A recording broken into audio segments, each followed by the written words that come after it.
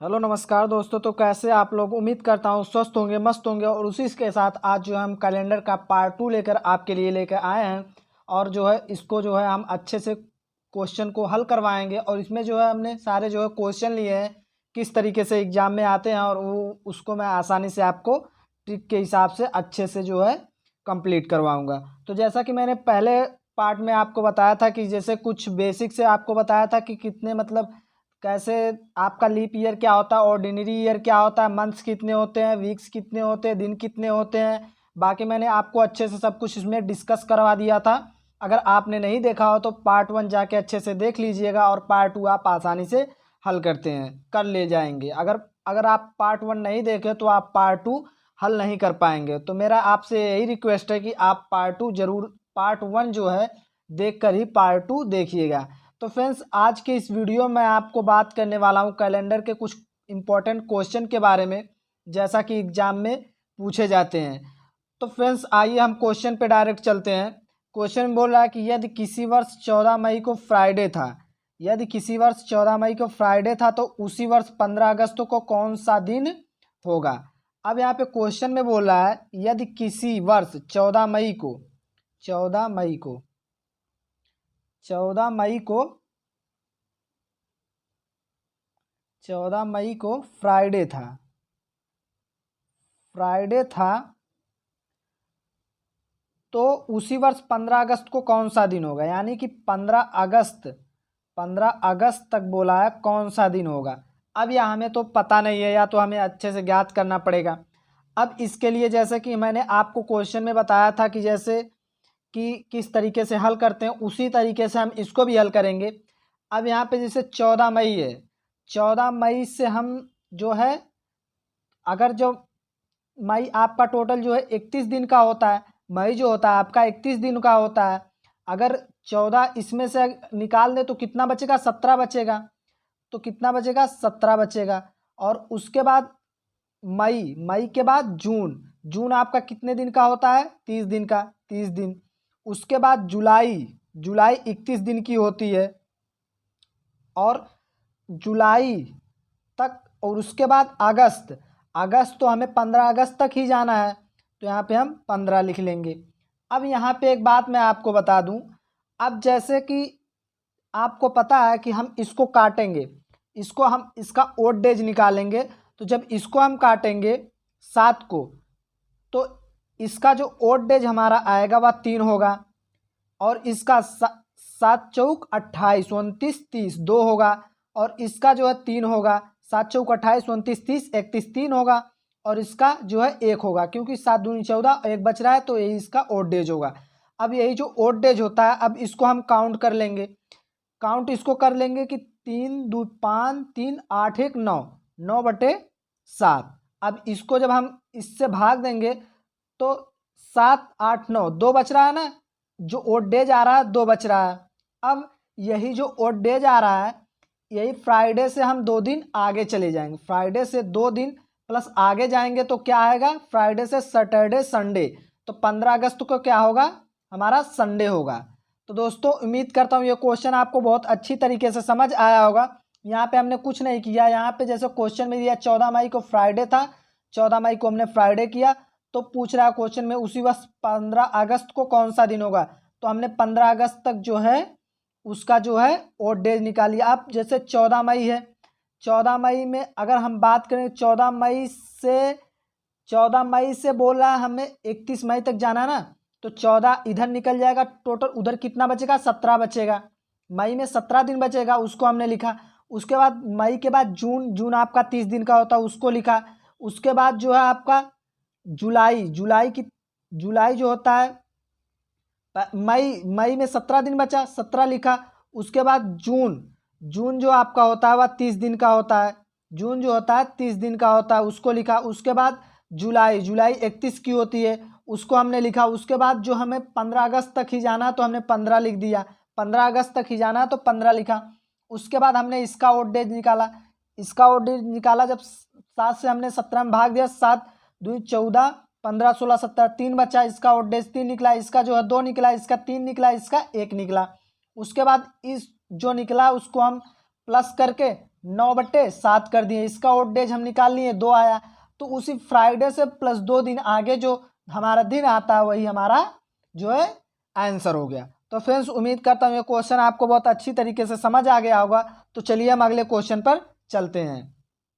अब फ्रेंड्स यहाँ पे हमारा अगला क्वेश्चन है, इस क्वेश्चन को हम देखिए आइए किस तरीके से हल करते हैं।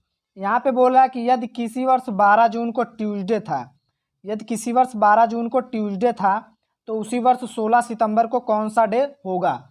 अब यहाँ पे बोला यदि किसी वर्ष 12 जून को, अब 12 जून को क्या था, ट्यूसडे था, तो ट्यूसडे यानी कि मंगलवार, ट्यूसडे का मतलब मंगलवार होता है, मंगलवार था, तो उसी वर्ष 16 सितंबर को कौन सा दिन होगा। 16 सितंबर की बात किया, 16 सितंबर को कौन सा डे होगा। अब यहाँ पे एक बात हम नोटिस करते हैं क्वेश्चन में, अब देखते हैं कि अगर 12 जून बोल रहा है, जून तो आपका 30 दिन का होता है, 12 जून बोल रहा है तो 12 से जो के बाद का जो दिन बचता है वह अगर 12 निकल जाता 30 में से तो कितना दिन बचता है, 18 दिन, 18 दिन बचता है। उसके बाद जून के बाद कौन सा महीना आता है, जुलाई आता है, जुलाई आपका 31 दिन का होता है। उसके बाद सितंबर, जुलाई के बाद अगस्त आता है, अगस्त आपका 31 दिन का होता है ये भी। उसके बाद सितंबर आता है, सितंबर में हमें टोटल नहीं जाना, सितंबर आपका तो 30 दिन का होता है लेकिन इसमें 16 सितंबर तक ही बात किया है तो हम 16 सितंबर तक जाएंगे। अब यहाँ पे एक बात और बता दूं मैं आपको, जैसा कि अगर आप के पास थोड़ा सा अगर दिमाग होगा तो आप इतना क्यों करेंगे, आप इतना क्यों करेंगे, डायरेक्टली उसका ओड डेज नहीं निकाल लेंगे, इसका डायरेक्टली ओड डेज ऐसे ही निकाल लेते हैं। 30 दिन का जून होता है, उसके बाद अगर 12 निकालने के बाद 18 अगर बच रहा है तो इसका ओड डेज हमारा 4 हो जाएगा, और इसका 31 का जो है 3 होता है, और इसका भी 3 होता है। 31 में अगर 7 से भाग दें हम तो 7 चौक 28, 29, 30, 31, 3 बचा। उसके बाद इसमें भी 7 से भाग देंगे, 3 बचा। उसके बाद जब इसमें भाग देंगे, इसमें जब भाग देंगे 7 से, 7 दूनी 14, 15, 16, 2 बच रहा है इसका, तो डायरेक्टली इस तरीके से हम ओड डेज निकाल लेंगे। और एक बात इसमें आपको मैं और बता दूं, इसको हम 7, ये जो ओड डेज आया इसको हम 7 का पेयर भी बना के काट सकते हैं, 7 का पेयर भी बना के काट के, जैसे 4 3 7, 4 3 7 बचा कितना, 3 2 5, 5 बच रहा है, 5 बच रहा है। अब यहाँ पे क्या करेंगे, ट्यूसडे से 5 दिन बाद क्या आता है, ट्यूसडे से Wednesday, Thursday, Friday, Saturday, Sunday, क्या आता है आपका, संडे आता है, संडे आपका आंसर होगा। 5 दिन बाद क्या आता है, संडे। ट्यूसडे से Wednesday, Thursday, Friday, Saturday, Sunday, यही आपका होता है ना, तो जो आपका आंसर होगा वह संडे होगा। तो दोस्तों इसी प्रकार आप क्वेश्चन को अच्छी तरीके से हल कर लेंगे। अगर मान लीजिए 7 का पेयर यहाँ पे हम नहीं बना के काटेंगे तो क्या करते हैं, यहाँ पे टोटल इसको ऐड करें, 4 3 7, 7 3 10 2 12, 12/7। अब इसको जब काटेंगे 7 से जब काटेंगे तो 7 8 9 10 11 12, ये जो 7 से जब काटेंगे 7 एक 7, क्या बच रहा है, टोटल 5 बच रहा है। तो 5 बच रहा है तो तब भी ट्यूसडे से 5 दिन बाद जाएंगे, यानी कि आपका दोनों तरीके से आंसर जो है सेम ही आएगा। इससे अच्छा आप जल्दी में जो है 7 का पेयर बना के काट देंगे, 5 बचेगा, उसके बाद ट्यूसडे से 5 दिन बाद जो आपका डे आएगा उसको आप डे लिख देंगे, बस काम सही। उसके बाद चलते हैं, आइए अगले क्वेश्चन पे चलते हैं। अब फ्रेंड्स यहाँ पे हम अगले क्वेश्चन पे चलते हैं। यहाँ पे क्वेश्चन में बोल रहा है कि यदि किसी वर्ष 16 दिसंबर को शनिवार था, तो यानी कि सैटरडे था, तो उसी वर्ष 5 अप्रैल को कौन सा दिन होगा। अब यहाँ पे इस तरीके को क्वेश्चन को हम किस तरीके से हल करते हैं आइए मैं आपको बता रहा हूँ। बोल रहा है क्वेश्चन में यदि किसी वर्ष 16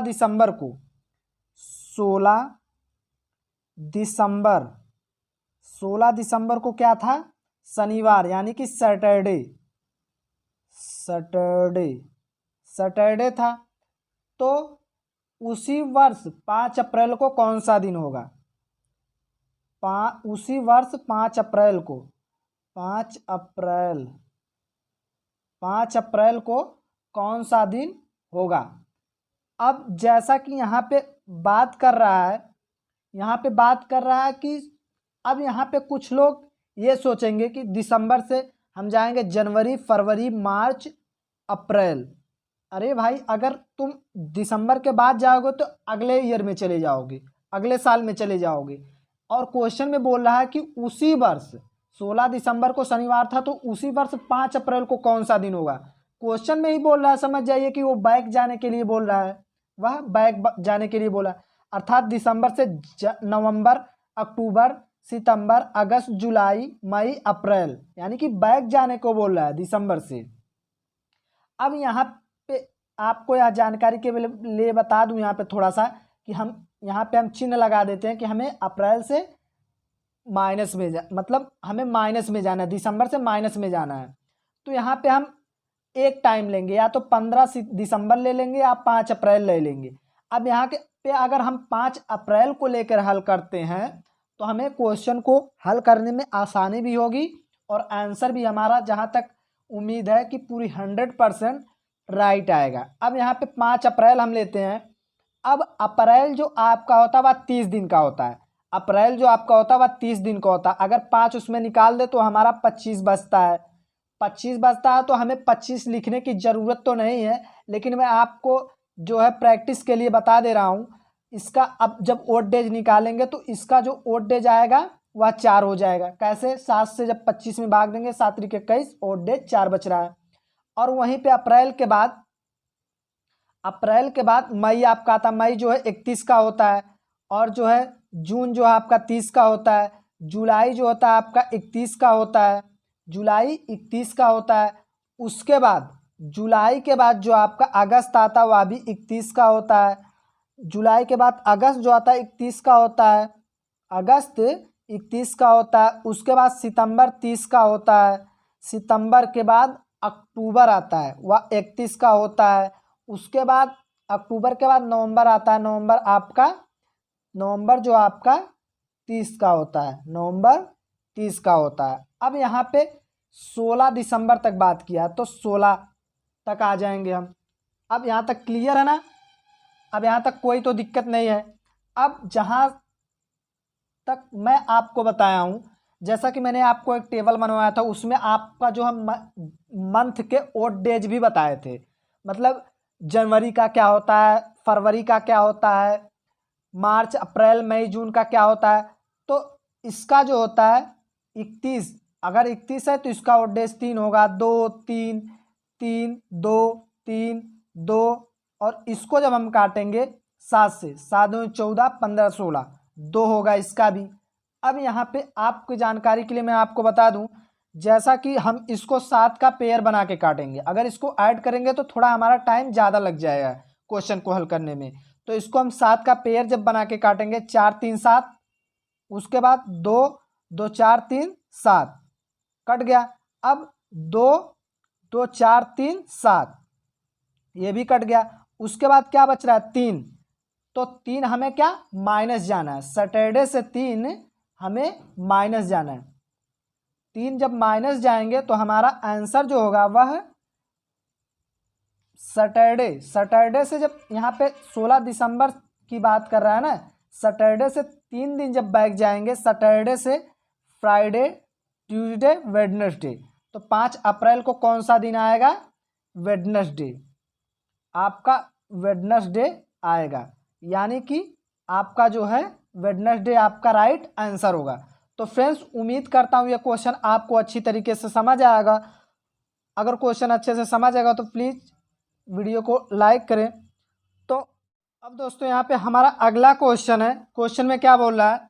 यदि 6 मार्च 2013 को बुधवार था, यानी कि वेडनेसडे था, तो 6 मार्च 2024 को कौन सा दिन होगा? क्वेश्चन में बोल रहा है यदि 6 मार्च 2013 को बुधवार था, यानी कि वेडनेसडे था, तो 6 मार्च 2024 को कौन सा दिन होगा? अब यहाँ पे 2013 से 2024 तक जाने को बात कर रहा है, यानी कि टोटल अगर जोड़ा जाए, देखा जाए तो 11 साल जो है आगे जाने के लिए बोल रहा है, आगे जाने के लिए बोल रहा है यहाँ पे। अब यहाँ पे हम एक बात आपको पहले बता दें, जैसे कि यहाँ पे हम क्वेश्चन को हल करने से पहले देखते हैं, यहाँ पे जो है 2013 से 2024 तक बात किया जाने के लिए, और टोटल इसमें 11 साल जो है आगे जाने के लिए बोल रहा है। अब अगले क्वेश्चन में जैसा कि हमने महीने को जंप किया, जैसे कि महीना जून जुलाई अगस्त, उसको हमने जंप करके जो है 30-31 ओड डेज निकाला करके, अगर इसमें हम निकालने लगे तो इसको हमको हल करने में ज़्यादा टाइम लगेगा। 11 साल में 30-31 करेंगे तो हमारा क्वेश्चन लंबा भी हो जाएगा और बहुत बड़ा भी हो जाएगा, और क्वेश्चन को हल करने में बहुत ज़्यादा टाइम स्पेंड होगा। तो यहाँ पे हम क्वेश्चन को किस तरीके से हल करते हैं, आइए मैं आपको बताता हूँ। जैसे कि इसमें जो है, जैसा कि मैंने आपको ऑर्डिनरी ईयर और लीप ईयर के बारे में बताया था।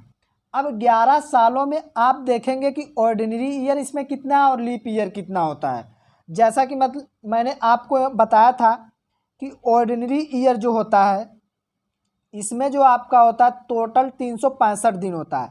अगर इससे 7 से डिवाइड करें तो टोटल एक ओड डेज आपका आएगा।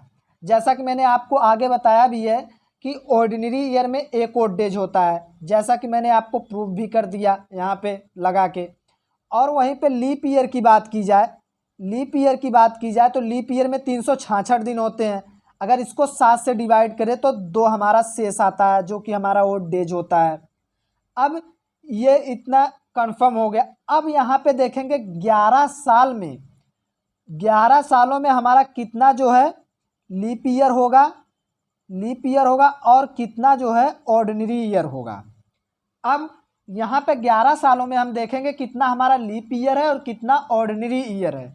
अब अगर 2013 से 2024 तक हम जाएं, जैसा कि मैंने आपको बताया था कि अगर हमें लीप ईयर निकालना है तो अगर 4 से हम डिवाइड करेंगे, जो है 4 से डिवाइड करेंगे, जो संख्या कटेगी वह हमारा लीप ईयर में आएगा। तो 4 से हम डिवाइड करेंगे, जब 2013 से हम स्टार्ट करेंगे 2014, 15 तो 16 कट रहा है 4 से, आपका एक लीप ईयर हो गया। 16 के बाद जो है आपका 2024 तक जाएंगे, 2013 से 2024 तक जाएंगे तो आपका एक 16 कट रहा है और एक 20 कट रहा है, एक आपका 24 कट रहा है। तो ये आपका 3 बार कट रहा है, तो ये 3 लीप ईयर होगा। और बाकी 11 में से जब 3 निकल जाएगा टोटल 8 जो है आपका ऑर्डिनरी ईयर हो जाएगा। अब यहाँ पे एक बात और जान लीजिए, अगर जो है एक साल में जो है 2 लीप ईयर हो रहा है तो 3 साल में कितना होगा, 6 होगा। इतना तो आपके पास कॉमन सेंस होगा ही, आप इतना तो समझ ही जाएंगे। अगर एक लीप ईयर में 2 ऑड डेज हो रहा है तो 3 जो है, तो 3 लीप ईयर में कितना होगा, 6 होगा।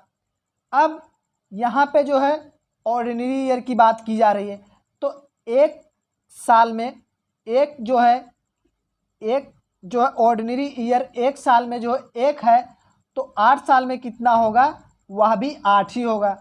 अब यहाँ पे क्या करते हैं, जो ऑर्डिनरी ईयर आया और लीप ईयर, इसको हम प्लस करेंगे। 8 6 14 बटे इसको 7 से जब हम डिवाइड कर देंगे तो हमारा 0 आ जाएगा। और डेज जो हमारा यहाँ पे आएगा वह 0 आ जाएगा। अब क्वेश्चन में क्या बोल रहा है, क्वेश्चन की तरफ थोड़ा हम चलते हैं।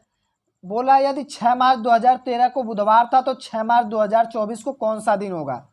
तो हमारा ओड डेज तो 0 आया, तो बुधवार था यानी कि वेडनेसडे, तो 0 आया तो 6 मार्च 2024 को भी वेडनेसडे ही